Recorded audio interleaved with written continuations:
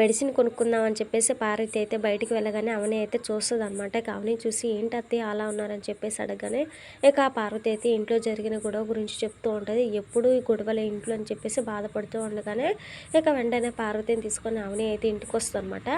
ఇక ఇంటికి వచ్చి శ్రేయ అని చెప్పేసి పిలుస్తూ ఉండగానే ఇక పార్వతి అయితే అమ్మ అవని ఎందుకమ్మ ఈ గొడవలు అని చెప్పేసి అనగానే మీరు ఊరుకున్న అత్తయ్య మీకేం తెలియదు అని చెప్పేసి అవని అయితే అంటదనమాట. ఇంతలో ఏంటి మీరిద్దరు కలిసి వచ్చారు, నువ్వు వదిన దగ్గరికి వెళ్ళావా అమ్మ అని చెప్పేసి ప్రణతి అయితే వస్తుందన్నమాట. లేదమ్మా మందుల కోసం వెళ్తే దారిలో అవనే కనిపించిందని చెప్పేసి పార్వతి అయితే చెప్తుంది అనమాట. అదేంటమ్మా నువ్వు మందుల కోసం వెళ్ళడం ఏంటి, నాకో శ్రీకర్ అన్నయ్యకో చెప్తే తీసుకొచ్చేవాళ్ళం కదా అని చెప్పేసి కమల అయితే అంటాడనమాట. అత్తయ్య మందుల కోసం వెళ్ళలేదు కన్నయ్య, ఇంట్లో జరుగుతున్న గొడవలకి మనశ్శాంతిగా ఉండగలేక మందుల కోసం అని చెప్పేసి బయటకు వచ్చారు, నాకు అర్థమైంది. కానీ మీకు ఎవరికి ఆ విషయం అర్థం కావట్లేదని చెప్పేసి అవని అయితే అంటదనమాట. శ్రీకర్ శ్రేయ అని చెప్పేసి అవని అయితే పిలవగానే ఇంకా వాళ్ళు కూడా బయటకైతే వస్తారనమాట.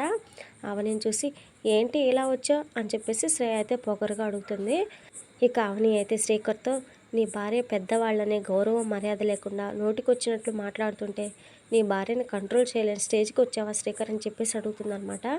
ఇక శ్రేయ అయితే ఏంటి మళ్ళీ నా భర్తకి నీతులు చెప్పడానికి వచ్చావా అని చెప్పేసి అడగగానే కాదు నీకు చెప్పడానికి వచ్చాను, నువ్వు అత్తయ్యని ఏమన్నావు, నోటికి వచ్చినట్లు ఏం వాగావు అంతా తెలుసు నాకు, నేను నీతో మాట్లాడుతుంటే ఎటో చూస్తున్నావేంటి శ్రేయ, చదువుకున్నావు కదా, పెద్దవాళ్ళతో ఎలా మాట్లాడాలనే సంస్కారం లేదా అని చెప్పేసి తిడుతుంది అనమాట.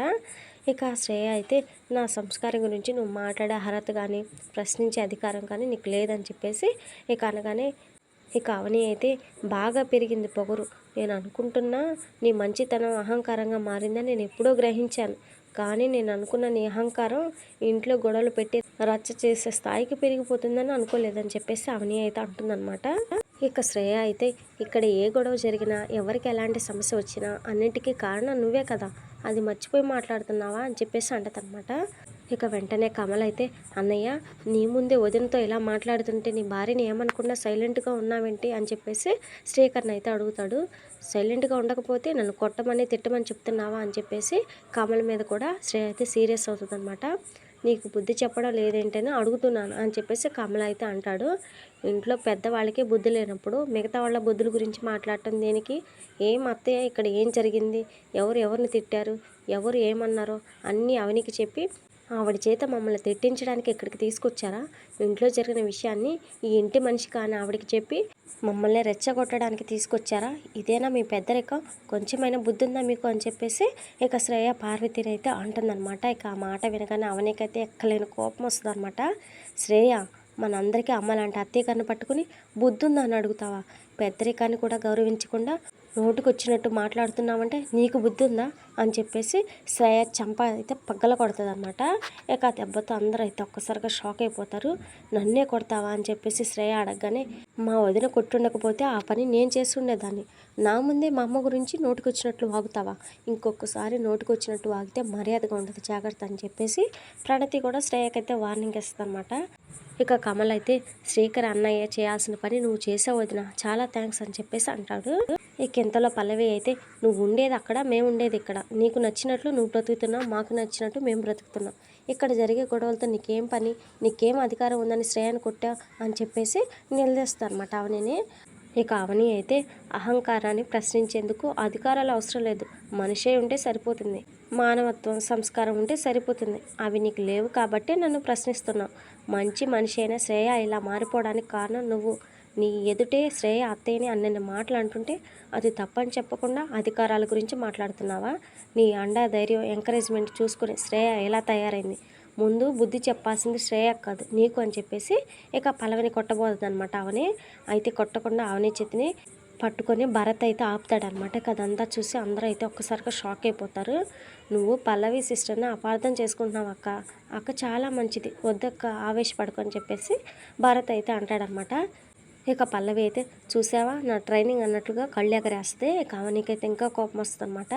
రేయ్ నువ్వేం మాట్లాడుతున్నావో నీకైనా అర్థమవుతుందా, నేను ఇంట్లో లేకపోవడానికి నాకు నా భర్తకి మధ్య గొడవలు రావడానికి కారణం అనుమానాలు అపార్థాలే, కానీ వీళ్ళంతా నన్ను బద్ధ శత్రువులు చూడడానికి ముఖ్య కారణం నువ్వు ప్రణతి ప్రేమించుకుంటున్నారని తెలిసినప్పటి నుంచి మీ ఇద్దరికి పెళ్లి చేయాలని నేను అడిగినప్పటి నుంచి ఉన్న గొడవలు ఇంకా పెద్దవయ్యాయి, లేని సమస్యలు పుట్టుకొచ్చి మా మధ్య ఉన్న దూరాలు మరింత పెరిగిపోయాయి, అది తెలుసుకోకుండా మాట్లాడుతున్నావేంట్రా అని చెప్పేసి భరత్ని అయితే తిడుతుందనమాట. ఇక భరత్ అయితే నువ్వు చెప్పింది నిజమే అక్క, కానీ ఆలోచనలు అభిప్రాయాలు అనేవి ఎప్పుడూ ఒకేలా ఉండవు. అప్పుడు నన్ను అపార్థం చేసుకున్న వాళ్ళు ఇప్పుడు నన్ను అర్థం చేసుకుంటున్నారు, అది నువ్వు అర్థం చేసుకోవడానికి ప్రయత్నించక్క అని చెప్పేసి అంటాడనమాట. ఇక అవని అయితే నీలో ఇంత సడన్గా ఎంత మార్పు ఎందుకు వచ్చిందో దానికి కారణం ఎవరే ఉంటారో నాకు బాగా అర్థమవుతుంది. నాకు అర్థమైన విషయాల గురించి ఏం చేయాలో కూడా నాకు బాగా తెలుసు.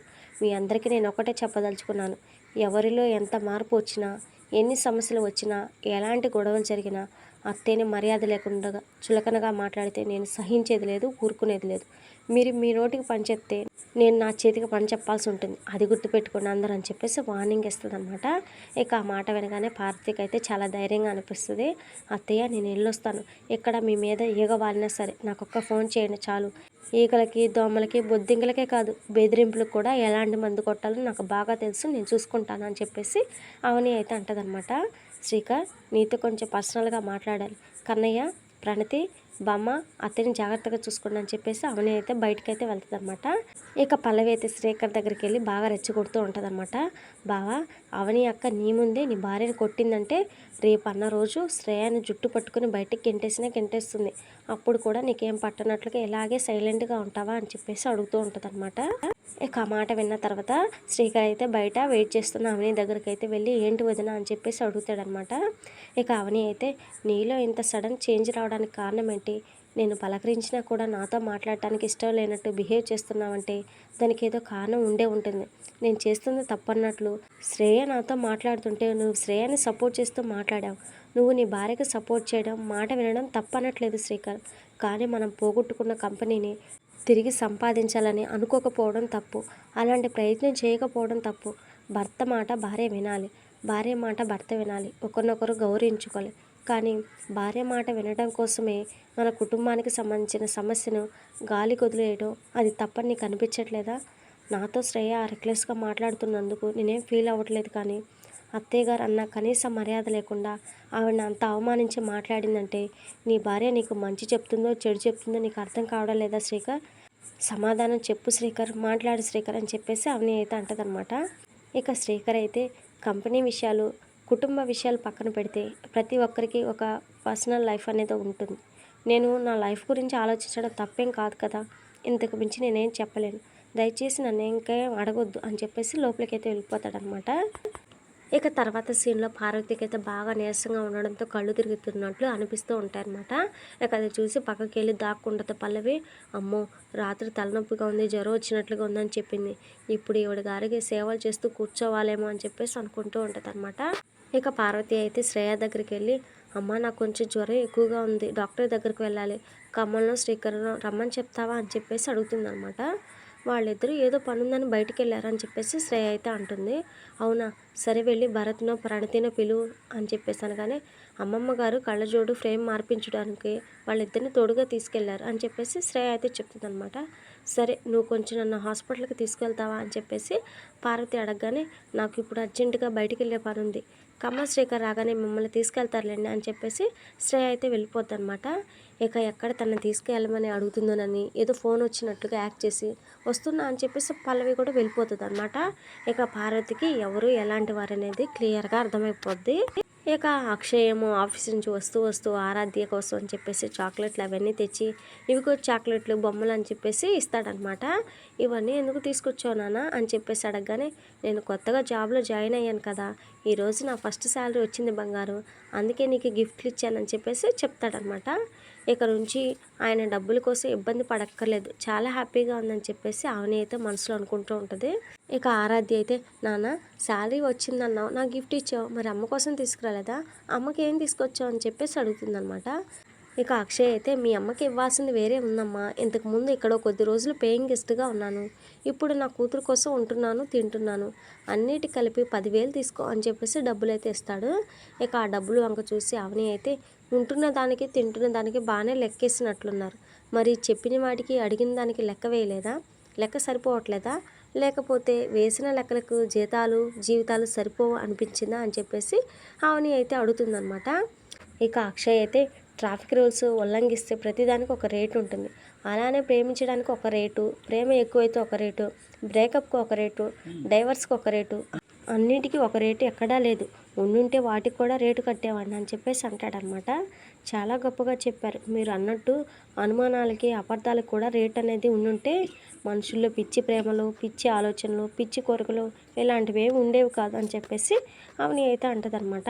ఇది ఫ్రెండ్స్ మరి వాటి ఎపిసోడ్. ఇక రేపటి ఎపిసోడ్లో అయితే ఇక పార్వతి అయితే డైరెక్ట్గా అవని ఇంటికైతే వచ్చేస్తామన్నమాట. తనకు జరిగిన అవమానాన్ని తలుచుకొని ఇక హాస్పిటల్కి తీసుకెళ్ళమంటే ఎవరు తీసుకెళ్ళరు కదా, ఇక రాజేంద్ర ప్రసాద్ దగ్గరికి అయితే వచ్చేస్తుంది.